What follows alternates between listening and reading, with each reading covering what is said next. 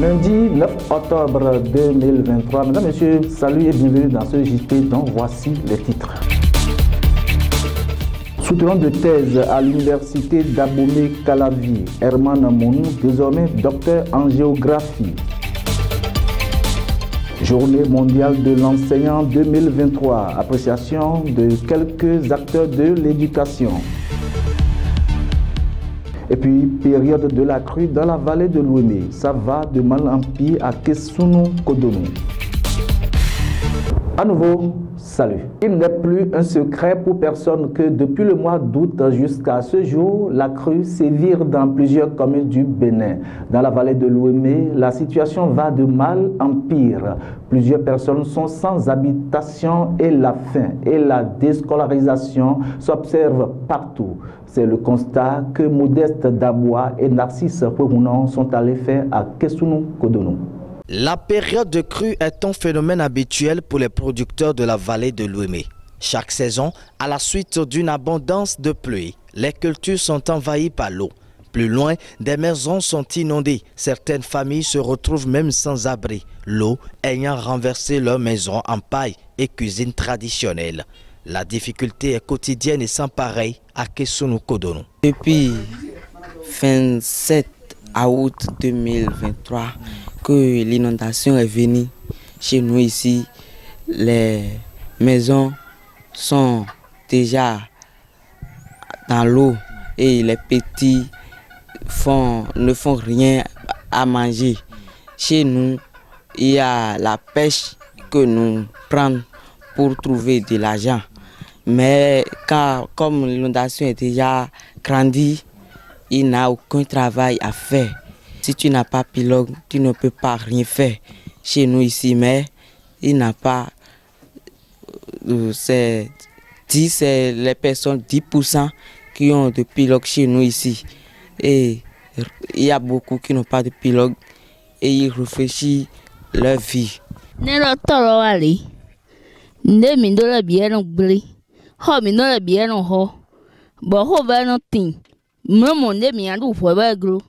But me no po dia yakoni, but nyako nuka mi agbungbon. But yakodi, de mi awa gbonbo dunu e. We kan o mi ahiwo, ho ve hu gan gba o. Opo mi don le, ye ran yakodi, de ayi ho me gbon. Azon, de kwale mi amo, ba ho kai ayopole na, kwa bi e no ha mi. But yako mi no jikara we no ve wa mi tan, wo mi no ho kai ayopole. But de ayi wo ho me gbon, wo ho me ilozu, ne hu ma hi me de siwe. Amazon prend vidéo home et non zombo home yo posu il non gba home ma il somme lio. Une famille de 4 enfants et un futur bébé mange difficilement. En de pareilles périodes, les travaux champêtres sont au ralenti. Moi et marotiti. Lo matindo mindo ma ofuvi. Mi so aja maso ku. Donc agbofa re lo ti ami de lo agbofa lo mi so tan gbedo maso mo.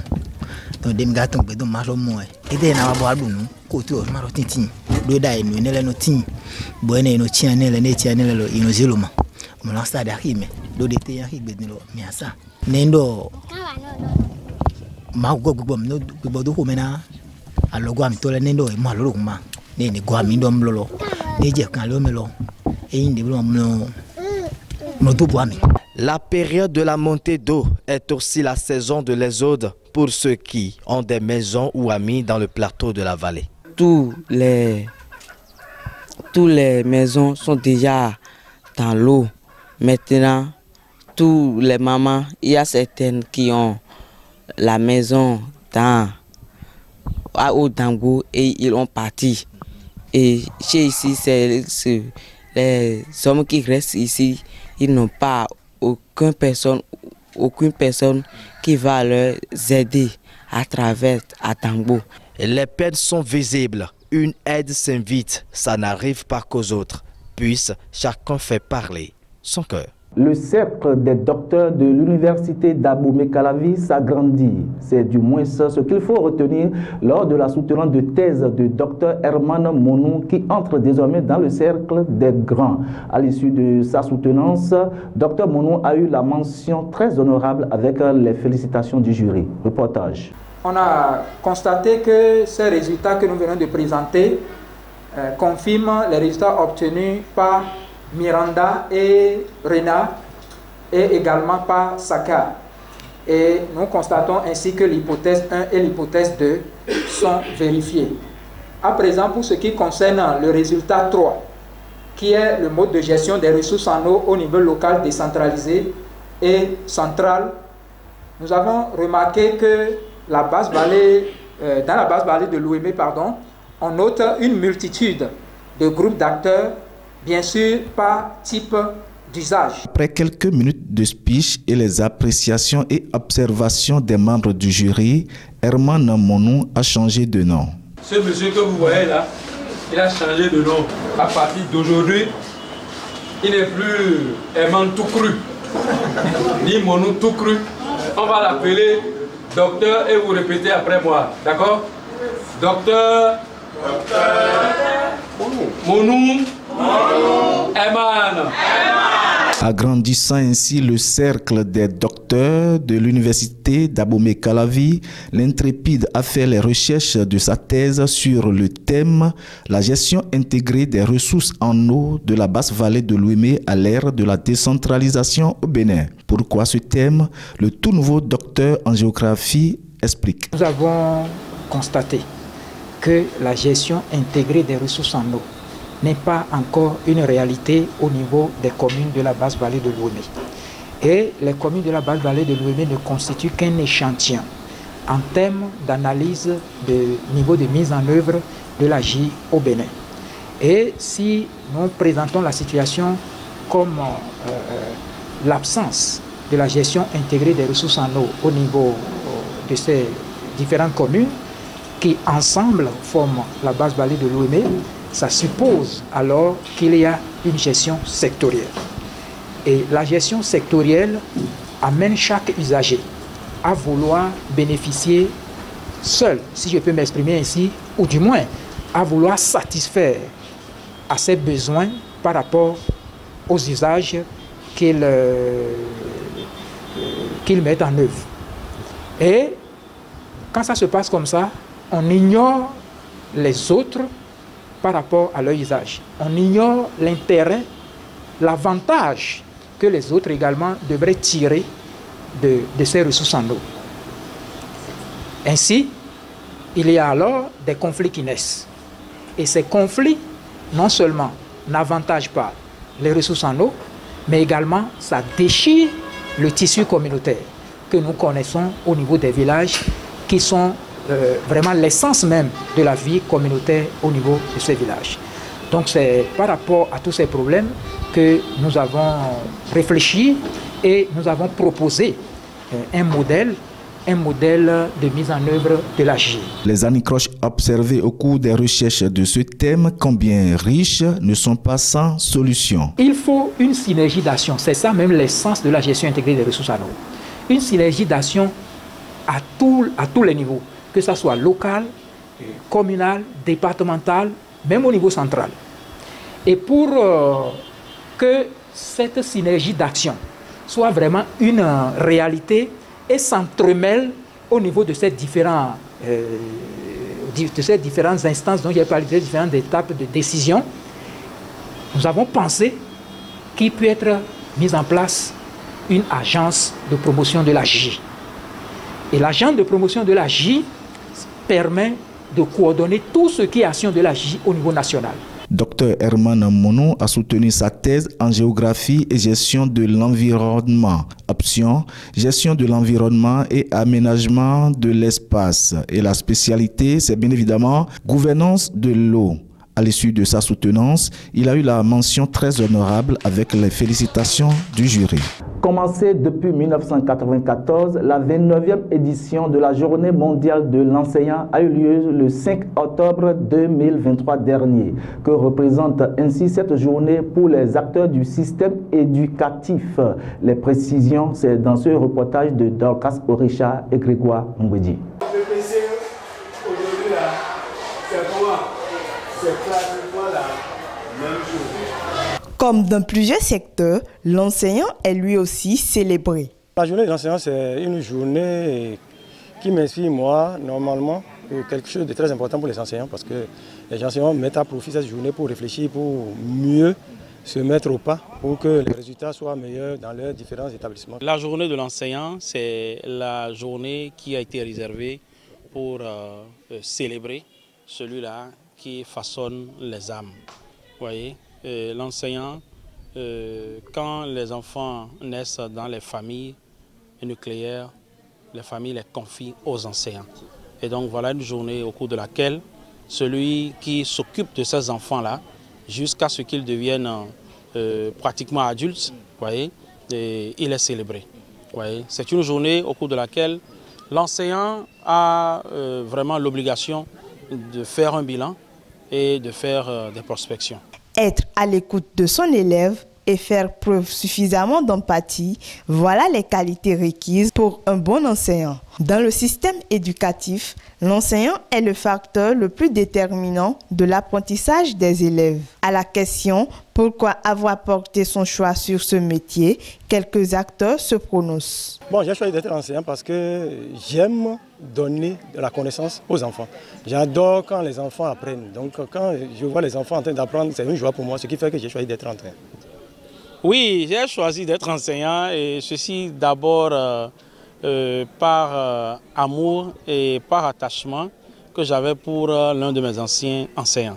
Vous voyez, il répond Apollinaire Carena et affectueusement on l'appelait El Carapa. Oui, et il était pratiquement un papa pour nous. Vous voyez, nous voyons à travers lui un papa et ceci fait qu'on aimait même plus être à l'école qu'être à la maison. Ouais, et donc, depuis les bancs, depuis mon secondaire, je disais, il n'y a rien à faire, je ferai tout pour incarner ce professeur-là. Mais que faut-il améliorer chez les enseignants aujourd'hui au Bénin? Bon, ce qui est amélioré, je crois bien, bon, les salaires, surtout pour certaines catégories d'enseignants qui sont les plus nombreux. Et pour eux, sincèrement, si on peut leur faire quelque chose pour qu'ils soient plus heureux, pour que l'enseignement puisse aller de l'avant, c'est vraiment. Bon, ce qui doit être amélioré, bon, il faut qu'on voit un peu la formation des enseignants. Que nous assistent dans les formations et qu'on nous donne un peu de répit aussi parce qu'il y a trop de stress dedans. Décrétée par l'UNESCO depuis 1994, la Journée internationale de l'enseignant vise à sensibiliser sur l'importance et le rôle des enseignants dans le système éducatif tout en examinant la qualité du travail des formateurs dans le monde. Oui, à l'occasion de cette journée, je voudrais sincèrement que l'enseignant que nous sommes puisse réfléchir surtout aux mots qui minent cette corporation-là. Vous voyez, les vices. Je ne voudrais pas enfoncer le clou dans la plaie, mais je voudrais parler surtout des vices, vous voyez, qui sont quotidiennement dénoncés dans cette corporation-là. Donc je voudrais inviter les collègues enseignants à rectifier et à effacer, à travailler pour que ces vices-là n'existent plus. Oui, et qu'on parle plutôt des vertus de l'enseignant, que l'enseignant soit le personnage vertueux de la société. Je leur donne du courage de ne pas du tout désespérer, même si ça ne va pas, il y a trop de stress. Il faut quand même dire, les enfants, c'est toujours un bonheur. Plus on enseigne un enfant, plus on gagne demain, il n'y a rien à faire. Même s'il n'y a pas d'argent demain, les enfants nous donnent ce plaisir-là en disant tel a été mon professeur, c'est grâce à lui que je suis devenu telle chose. Faut-il le préciser, le 5 octobre de chaque année est consacré à la Journée mondiale des enseignants. Page Inter à présent. Au Libéria, après des semaines de mobilisation, la campagne électorale s'est terminée le 8 octobre 2023 dernier. Plus de 2,4 millions d'électeurs se rendent aux urnes le 10 octobre prochain pour les législatives et les présidentielles. Après des semaines de mobilisation, la campagne électorale s'est terminée le 8 octobre au Libéria. Les électeurs se rendront aux urnes mardi pour voter aux élections présidentielles et législatives. 19 candidats sont en lice pour remplacer le président George Weah. Sur un marché du quartier de West Point à Monrovia, le coût de la vie et l'économie étaient les principales préoccupations. Les affaires sont difficiles. Vous venez pour vendre et vous ne gagnez que votre pain quotidien. Si vous vendiez toute la journée et que vous ne receviez que 2000 LD, environ $10, que feriez-vous pour vos enfants? Rien. Les choses ne vont pas bien, ça devient de plus en plus dur.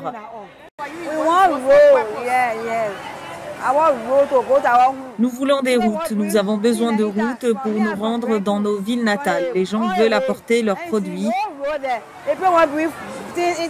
Les gens veulent apporter des plantains, des œufs d'eau, mais il n'y a pas de route. Nous voulons des routes en bon état pour aller dans nos villages natals. L'inflation devrait atteindre 8,2% en raison des spéculations liées aux élections selon le rapport Perspectives économiques en Afrique 2023 de la BAD. Abraham Jallo, chauffeur de tuk-tuk qui travaille également dans le magasin de sa mère, ne fait pas confiance aux politiciens. Ils viennent nous dire qu'ils vont apporter beaucoup de développement et tout, mais la plupart d'entre eux ne tiennent pas leurs promesses. Ils nous déçoivent et en fin de compte, ils nous traitent avec mépris. Alors nous prions Dieu pour que nous ayons un bon leader, parce que la plupart d'entre eux mentent pour nous utiliser en disant qu'ils feront ceci ou cela. Et en fin de compte, quand ils sont élus, ils ne font rien. Le président sortant Georges Weah du parti CDC brigue un second mandat de 6 ans. Joseph Boakai du parti de l'Unité qui a perdu au dernier tour du scrutin de 2017 est considéré comme son principal concurrent. Irisha, une pratique religieuse appartenant au domaine des croyances animistes traditionnelles. Les Oromo célèbrent donc cette fête ancestrale. C'est en Éthiopie. Marée blanche de robe, tunique ou costume orné de couleurs noires, rouge, blanc du drapeau Oromo. Enfants, femmes et hommes de tout âge ont convergé dimanche à pied jusqu'au lac Ora-Arsadi, épicentre annuel de la célébration du festival religieux et culturel ancestral Irisha dans la localité de Bishoftu. La génération précédente a payé un prix pour que notre génération puisse venir ici et la célébrer. Notre génération doit montrer que Irisha est la fête de la paix et de l'amour. Le peuple Oromo a embrassé de nombreuses autres nations et nationalités sur son territoire et a vécu avec elles en harmonie. Le festival est célébré près des plans d'eau, étant donné l'absence d'un lac naturel à Addis Abeba. Un lac artificiel a été créé au grand bonheur des adeptes.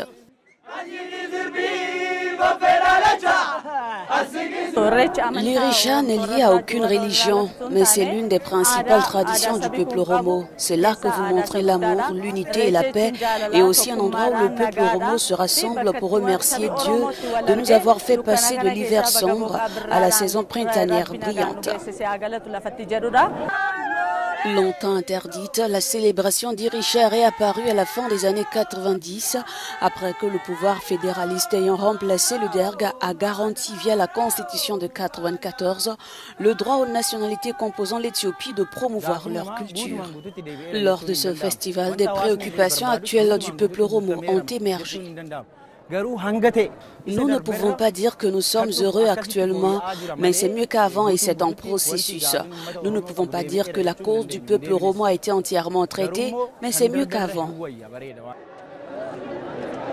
Ce festival religieux à Addis Abeba, où plus de 70% de la population est non-oromo, a soulevé des questions sur ses implications politiques. Certains ont critiqué les restrictions imposées lors du festival Meskel cette année, mais pour les participants à cette célébration, Irisha n'a rien de politique. C'est un événement culturel, même si certains essaient de détourner son message. Le plus grand risque est de n'en prendre aucun dans un monde qui change si rapidement. La seule stratégie qui vous mène à l'échec est celle consistant à ne jamais prendre de risques, disait Mark Zuckerberg. Et donc sur cette citation du fondateur de Facebook que ce journal se referme. Nous vous remercions de l'avoir suivi. À la prochaine.